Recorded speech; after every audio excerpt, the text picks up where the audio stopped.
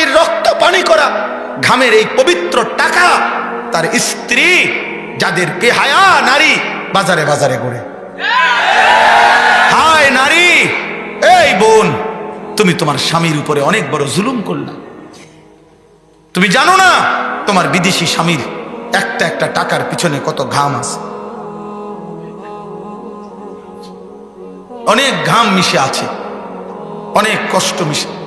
লোকটা কোনোদিন নিজের, কেউ তারে যে একটু রান্না করে দিবে, কেউ তারে এক কাপ চা বানায় দিবে, আপন জন তো নাই, নিজের জামা নিজে ধোয়। আমি এই দিনও কাতারে আমার এক মহব্বতের ছেলের লগে আমি ভিডিও কলে কথা বলছি, আমার এক প্রবাসী। আমি দেখলাম এই একটা রুমের মধ্যে 4টা খাট, ছোট্ট একটা রুম, প্রত্যেক খাটের মধ্যে 2 জন মানুষ, মানে নিচে একজন শুয়ে রয়েছে, উর্ফে একজন হুজুর, এই 8 জন। বাচ্চার মতো ওই বেটা শুয়ে রয়েছে, এনে বইয়া আমার দিকে চাইয়া রয়েছে। আমি বললাম উনি কি তা? হুজুর আমার লগে থাকে, উনিও প্রবাসী। আহা, মায়া লাগছে, মানে আলগা জায়গা নাই, এক খাটে 2 জন ঘুমায়, নিচে একজন উর্ফে একজন।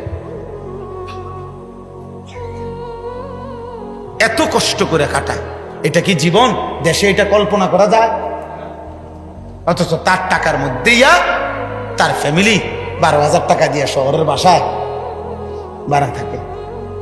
হাতের ফুতে জমিদার, তার আড়ার স্টাইল দেখলে বোঝা যায় তার আব্বা হইল আটলান্টিক মহাসাগরের মালিক। হিমালয় পর্বত তার বাপে। তার হাঁটা দেখলে মনে হয়, তার চুল দেখলে, তার কথাবার্তা দেখলে মনে হয় যে 7 রাজার ধন পাইছে। অথচ তার বাবা ওই দোতলা খাটে বসে গুঞ্জে। আল্লাহ তোমাদেরকে হেফাজত করেন।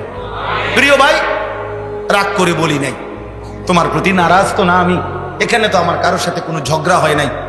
আমি শুধুমাত্র বিবেকের জন্য বললাম, ইনসাফের জন্য বললাম। আল্লাহ আমাদেরকে হেফাজত করে।